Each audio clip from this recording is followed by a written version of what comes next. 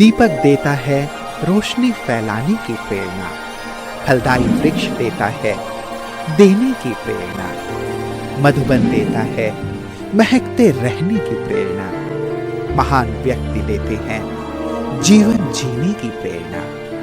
आओ प्रेरणा से दें हम सभी को प्रेरणा।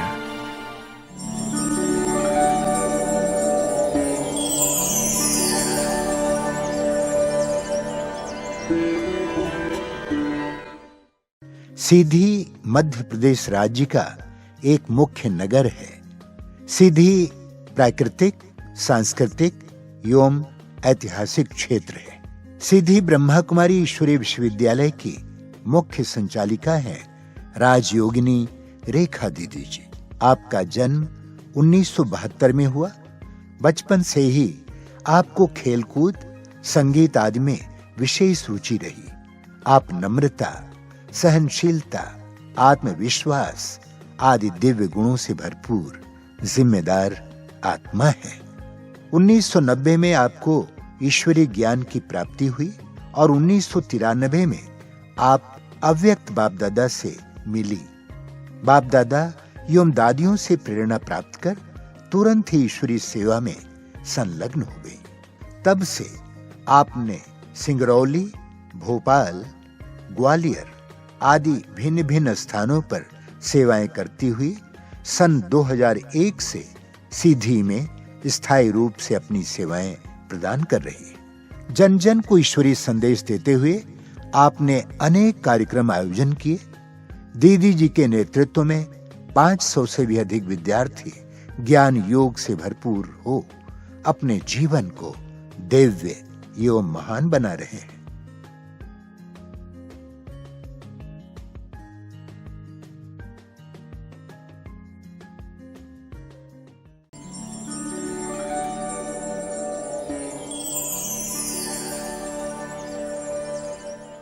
उन्नीस 1972 में एक संभ्रांत परिवार में, एक भक्तिमय वातावरण में, एक बहुत ही धार्मिक परिवार में जन्म हुआ। और बचपन में पढ़ाई लिखाई में मैं बहुत वीक थी, कमज़ोर थी और बहुत ही शर्मीली किस्म की आत्मा थी।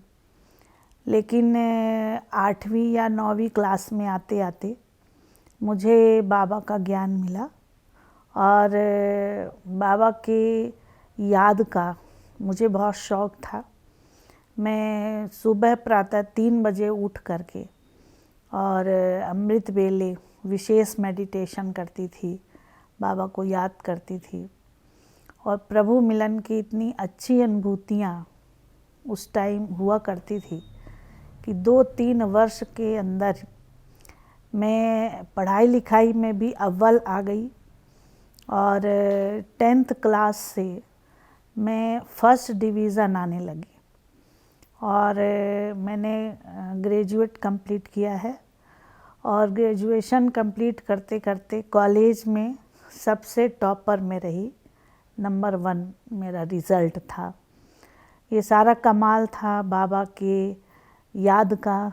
और जो मेडिटेशन करती थी, सेंटर जाती थी, वहाँ मुरली सुनती थी, तो उससे मेरा जो आत्मविश्वास है वो बहुत बढ़ा।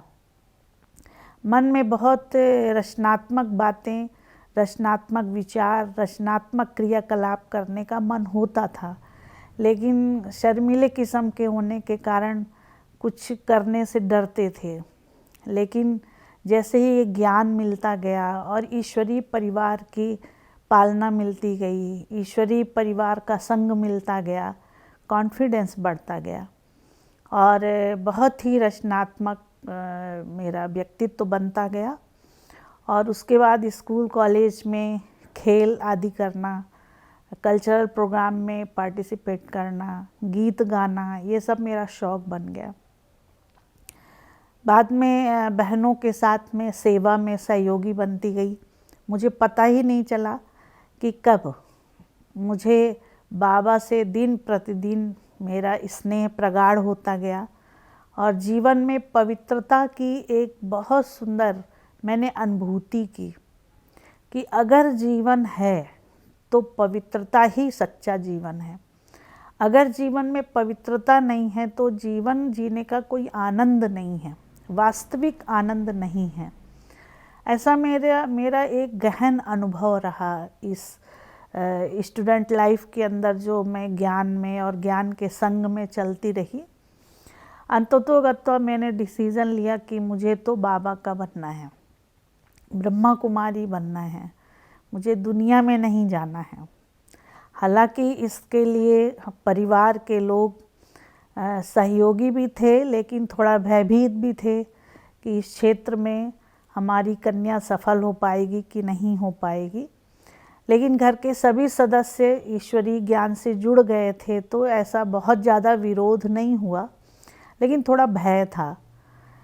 लेकिन उन्होंने मेरे जीवन के संस्कारों का परिवर्तन देखा, आदतों का परिवर्तन देखा, दिनचर्या का परिवर्तन देखा और एक डेडिकेशन देखा ईश्वरीय सेवाओं के प्रति और ईश्वरीय कार्य के प्रति जो डेडिकेशन देखा, तो उन्होंने फिर हमको सहज ही छुट्टी दी कि आप ये लाइफ में जा सकते हैं।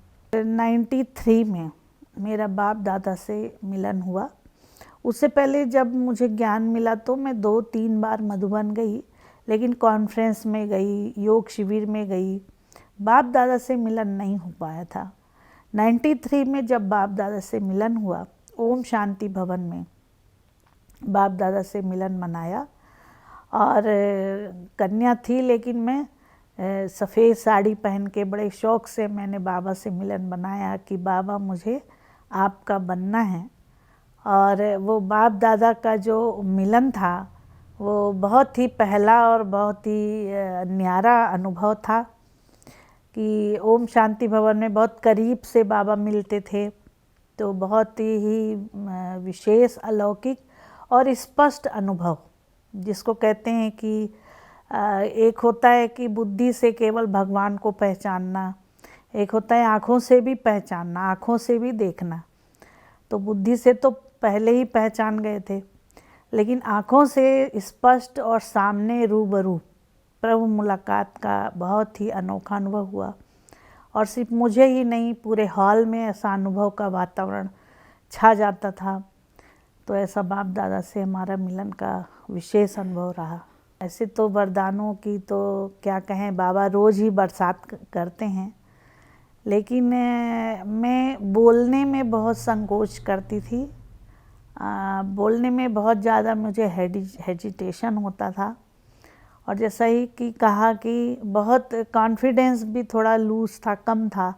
लेकिन बाप दादा से मिलने के बाद एक उमंग, उत्साह और आत्मविश्वास बहुत ज़बरदस्त रूप में मुझे वरदान के रूप में मिला, और मैं अच्छे से किसी को ज्ञान सुना सकूं, ये वरदान बाबा से मैं लेती थी।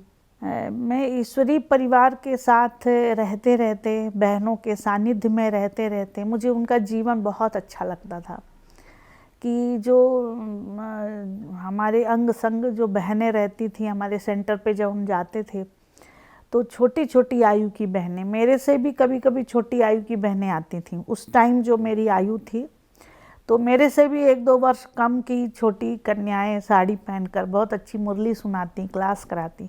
तो उनके जीवन की जो प्योरिटी हमने देखी, सादगी देखी, और जीवन का जो एक खुलापन, जिसको कहते हैं कि पंख लगाकर आज़ाद की तरह आसमान में उड़ने वाले परियों की तरह। तो मैंने तो मन ही में संकल्प कर लिया कि दुनिया में तो पिंजरे के पंछी होते हैं, यहाँ तो खुले आकाश के फरिश्ते होते हैं। तो ये मैंने तो पहले से ही निर्णय था कि मुझे बाबा का बनना है, टीचर बनना है, सेवाएं करनी है। सेवाओं के तो अनगिनत अनुभव हैं और वैरायटी प्रकार के अनुभव हैं, विचित्र अनुभव हैं सेवाओं के।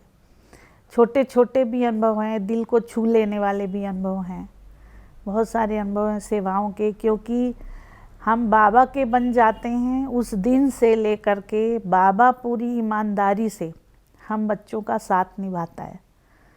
चाहे हम उसे याद कम भी करते हैं, कभी भूल भी जाते हैं, लेकिन बाबा ये नहीं भूलता है कि इन बहनों ने मेरे लिए जीवन समर्पित किया है, तो बाबा को बराबर याद रहता है। तो चाहे हम धूप में हों, गर्मी में हो, बरसात में हो, कुछ भी सहन कर रहे हैं और सेवा पर हैं, तो कहने में आता है कि हम सहन कर रहे हैं, पर हमें सहन करने नहीं देता है बाबा। वहाँ हर समय धूप में छतरी बन जाता है, बारिश में भी छत्र छाया बन जाता है, या जीवन में सेवाओं में किसी प्रकार के विघ्न आते हैं तो विघ्न आने से पहले ही बाबा उनको दूर कर देते हैं। बाबा का एक बहुत सुंदर वरदान है, हुआ पड़ा है। तो जब सेवाओं की फील्ड में पहली बार कोई जिम्मेवारी जब हमारे सिर पर आती थी तो थोड़ा घबरा जाते थे कि इतना बड़ा प्रोग्राम करना है, ये जवाबदारी दे दी गई है, ये तो मैंने पहले कभी किया नहीं। लेकिन तुरंत बाबा के महावाक्य याद आते थे कि कल्प पहले किया था, और मैं तो शिव शक्ति हूँ, मैं तो स्मार्ट, बाबा की स्मार्ट बच्ची हूँ, मुझे तो घबराना नहीं, मुझे हर बात में हाँ जी करना है। और ये मन में सोचते ही जैसे बाबा का वरदान मिल जाता था, सहयोग मिल जाता था कि जो कार्य मैंने जीवन में कभी नहीं किया, सोचा भी नहीं, वो बड़े बड़े कार्य भी बाबा ने जैसे कहा हुआ पड़ा है और सचमुच हो गया। दादियों के साथ का तो मैं सोचती हूँ कि मैं बहुत भाग्यशाली हूँ जो इन आँखों से मैंने सभी दादियों को लगभग देखा है, उनसे मिली हूँ। और अब जो आने वाली जनरेशन है तो उन्हें शायद साकार में दादियाँ नहीं मिलेंगी देखने के लिए, लेकिन उस टाइम जब मैं ज्ञान में आई, उस टाइम से मैं दादियों के बहुत अंग संग करीब रहने का तो अनुभव नहीं मिला, लेकिन जब भी मधुबन जाना होता था तो दादियों से खास मिलना, दादियों का क्लास कराना, सामने बुलाकर टोली खिलाना, और जाना है तो एक बार दादी से तो मिलने उनके कॉटेज में जाना है, ऐसा सिस्टम ही था, नियम ही था। तो दादियों के साथ मिलन मनाने से ऐसा अपने अंदर ऊर्जा आती थी, शायद 1 वर्ष का जैसे कि स्टॉक जमा हो जाता था आत्मा के अंदर, खुशी का, उमंग उत्साह का, कि सेंटर पर आकर हम उसी उमंग उत्साह से कार्य कर सकते थे। मनोहर दादी थी, बड़े प्यार से एक एक को, जो कोई डरती हो, शर्मीली बहन हो तो उसको भी पीछे से बुला बुला कर आगे मिलती थी। मैंने चंद्रमणि दादी की से भी मुलाकात की, बड़ी दादी, जानकी दादी, गुलजार दादी से तो की ही, लेकिन सभी, रतन मोहिनी दादी हमारे युवा प्रभाग की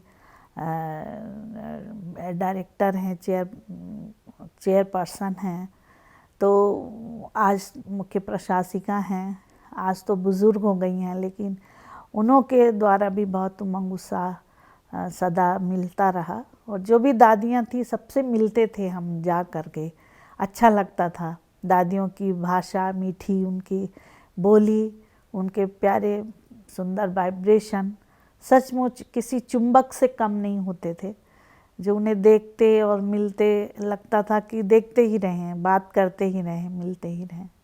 जोन इंचार्ज हैं अवधेश बहन जी, वो तो मैं कहूँगी कि रियल में वो ही हमारी टीचर हैं। ज्ञान तो मुझे और बहनों से मिला, पालना और बहनों से मिली, लेकिन जब मैं फर्स्ट टाइम ब्रह्मा कुमारी इसकी ट्रेनिंग करने के लिए सिंगरौली गई तो मुझे बहन जी का हर तरह का प्यार मिला। केवल स्नेह से बोलना करना ही प्यार नहीं है, लेकिन किसी रॉ मटेरियल को एक शेप दे देना, एक उसको एक कलाकृति बना देना, किसी के अंदर विशेषताएं भर देना, उन्हें कुछ सिखा देना, ये एक बहुत बड़ी पालना होती है। और सिर्फ मैं ही नहीं, मैंने अनेक बहनों को देखा है अपनी आँखों से, हमारे साथ रहने वाली बहनों में, जिन्हें कुछ भी नहीं आता था। मुझे तो कुछ भी नहीं आता था, लेकिन मुझे A to Z ऑलराउंडर अगर बनाया है तो अवधेश बहन जी ने बनाया है। और हमारे जो जोनल डायरेक्टर महेंद्र भाई साहब थे, उनकी यादों को तो हम भूल नहीं सकते हैं। एक नारियल का फल होता है जो कहते हैं कि बाहर से थोड़ा सा इतना कड़ा होता है और अंदर से बड़ा नरम होता है। तो हमारे महेंद्र भाई साहब इतने एक कहें कि नेतृत्व की जो एक लीडरशिप की जो कला है उनके अंदर बहुत अच्छी थी, प्रशासन की कला। कुछ मर्यादाओं में स्ट्रिक्ट होना भी बहुत आवश्यक है। जो मर्यादाएं होती हैं, जो बाबा की श्रीमत होती है, वो हमें स्ट्रिक्टली याद दिलाते थे, फॉलो करवाते थे कि इस बात पर बाबा ये कहते हैं, इस बात पर बाबा ये कहते हैं, आप ये गलत कर रहे हो। तो भाई साहब हमेशा उनके डायरेक्शन को हम लोग बहुत अलर्ट होकर सुनते थे और उनके डायरेक्शन को हम अमल में लाते थे। और उनकी पालना जिन्होंने भी ली, हमारे जोन के सभी लोगों ने ली है, वो उन्हें भूल नहीं सकते हैं। सीधी के अंदर सेवाएं 2001 से पहले किराए के सेंटर होते थे छोटे छोटे, उसमें बहनें सिंगरौली से आया करती थीं। कभी बीच में बंद भी हो जाता था, कभी बहनें एक एक दो दो मास में चेंज भी होती थीं। तो सेवाएं जैसे होनी चाहिए वैसे नहीं हो पा रही थी। अभियान आते थे तो सतना, रीवा और सिंगरौली अभियान जाता था, सीधी स्किप हो जाता था क्योंकि सीधी में व्यवस्थाएं नहीं थी।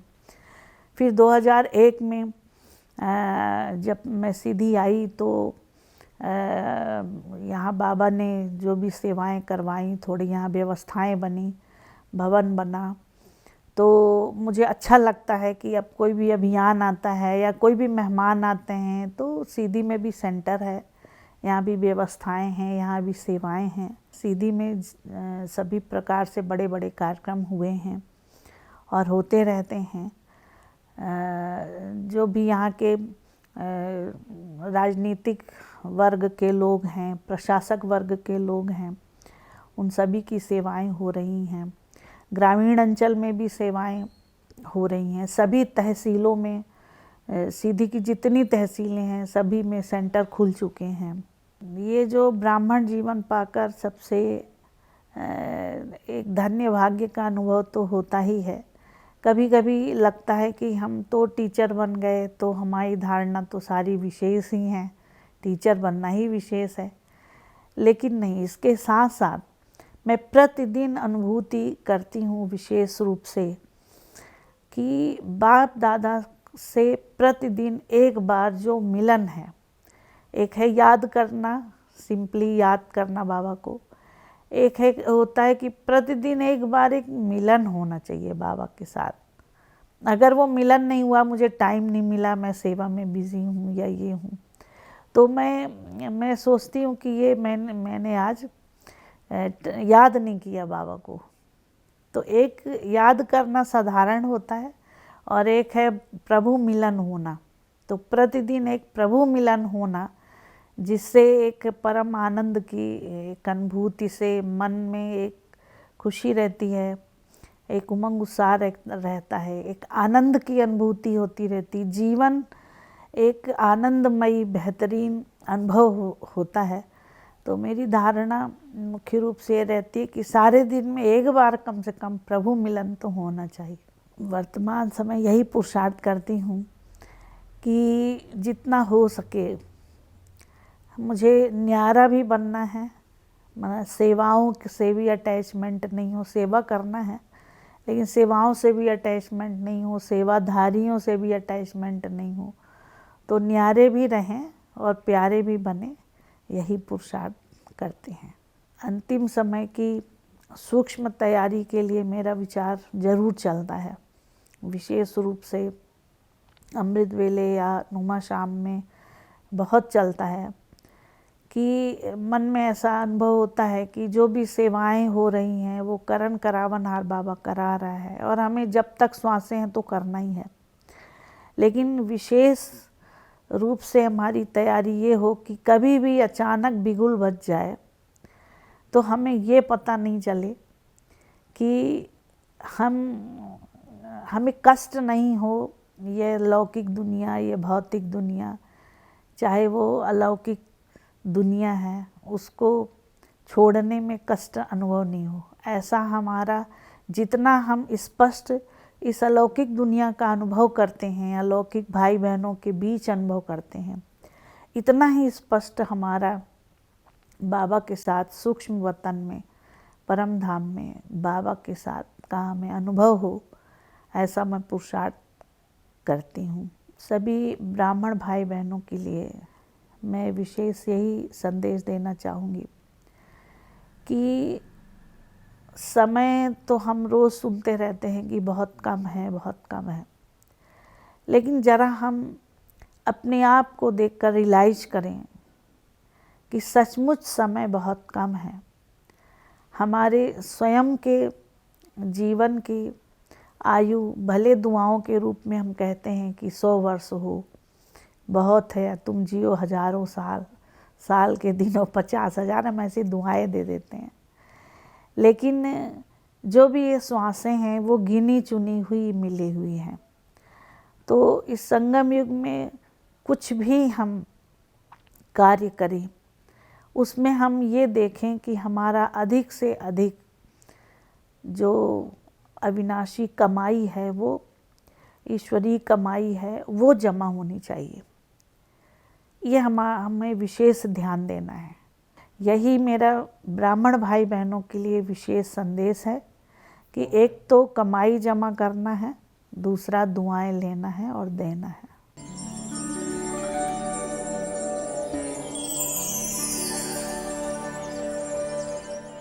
दीदी की तो बहुत सारी विशेषताएं हैं, लेकिन उनमें से कुछ मुख्य विशेषता उनके अंदर हर कार्य में वो ऑलराउंडर हैं, पंक्चुअल हैं और एक्यूरेसी। सेवा के प्रति दीदी का बहुत डेडिकेशन है और सेवा के लिए वो हमेशा, उनके अंदर बहुत सारी उमंग उत्साह, बहुत सारी प्लानिंग्स चलती रहती हैं और हम सब छोटी बहनों को भी दीदी बहुत मोटिवेट करती रहती हैं कि आप कैसे सेवा में आगे बढ़ो, और हम सब बहनों को बहुत प्यार से, बहुत अपनेपन से पालना देती हैं। हमारी बड़ी दीदी यशोदा बनकर हमें पालना दी हैं, वो बहुत ही अच्छी हैं और उनकी छत्र छाया में रहकर हमारे जो भी थोड़े बहुत अवगुण थे वो सब खत्म हो गए और मैं बहुत ही अच्छे से दीदी की आज्ञा को मानते हुए मैं अपनी सेवा, बाबा की सेवा सच्चे दिल से करते रहे। दीदी जी से हमने सीखा कि हम अपनी सेवाओं को बाबा का समझ के करते रहें। दीदी हमारे जीवन की एक पीढ़ी को आगे बढ़ाने के लिए दृढ़ संकल्प के साथ हमको इस मेडिटेशन के माध्यम से आज आगे बढ़ाएं। दीदी एक हमारे अंतरिक्ष की ऊंचाइयों को, हर मानव समाज को आगे बढ़ने के लिए एक प्रेरणादायक, एक स्रोत, एक विचारधारा को बनाते हुए हमारे सभी भाई एवं बहनों को एक अच्छी सोच के साथ साथ भगवान परमात्मा से प्रेरणा के रूप में एक सहज तरीके से अपने जीवन को बनाया, समझाया और उस मार्ग के लिए हमको प्रेरित किया। दीदी ने अपने सरल स्वभाव और एक मृदुभाषी उनके स्वभाव के चलते गीता पाठशाला का संचालन उन्होंने किया। दीदी वास्तव में ममतामयी, करुणामयी और सब पर दया करने वाली हैं। और जैसे कि उन्होंने सिद्धि के आश्रम का डेवलपमेंट किए हैं, दीदी जी से हमने सीखा कि मैनेजमेंट कैसे करना है, गीता पाठशाला संचालन कैसे करना है। दीदी हमारी ममतामयी, करुणामयी और दीदी सहज ही सरल स्वभाव की, मतलब ज्ञान में हमको जैसे माँ जैसे पालना दी। और हमारी बड़ी बहन जी हमको ज्ञान में उनके द्वारा संगठन को कैसे चलाना, कैसे सीखा, बहुत कुछ सीखने को मिला। कैसे अपने जीवन दिनचर्या को कैसे मैनेज करना दीदी ने सिखाया। दीदी बहुत बहुत अच्छी हैं, बहुत प्यारी हैं, बहुत मीठी हैं। बाहर से तो ऐसा लगता है बहुत तेज हैं, लेकिन अंदर से उतना ही दीदी बहुत नरम है। हमें हमेशा प्रेरणा देती हैं आगे बढ़ने के लिए और बहुत कुछ सिखाते हैं दीदी हमें आगे बढ़ने के लिए और ऐसे एक्टिव रहने के लिए, पंक्चुअल रहने के लिए और भाषण तैयार करने के लिए कि मंच पे बोलना है, ये सब दीदी ने हमको सिखाया। आदरणीय दीदी जी का बहुत ही सरल और शांत चित्त है और वो बहुत ही सहनशीलता की प्रतिमूर्ति भी हैं। जो हमारी दीदी हैं वो कैसे हम सेवाओं में अपने स्वयं को अच्छे से लगा सकें और कैसे हम अपने में परिवर्तन कर सकें, इन सभी चीज़ों की प्रेरणाएं मिलती हैं उनसे। और चूँकि हम अभी इस ज्ञान में इतने परिपक्व नहीं हैं, फिर भी जो भी समय प्रति समय हमसे जो भी छोटी मोटी भूलें होती हैं तो उनके द्वारा हमें समझाने मिलती हैं, सावधानियाँ मिलती हैं।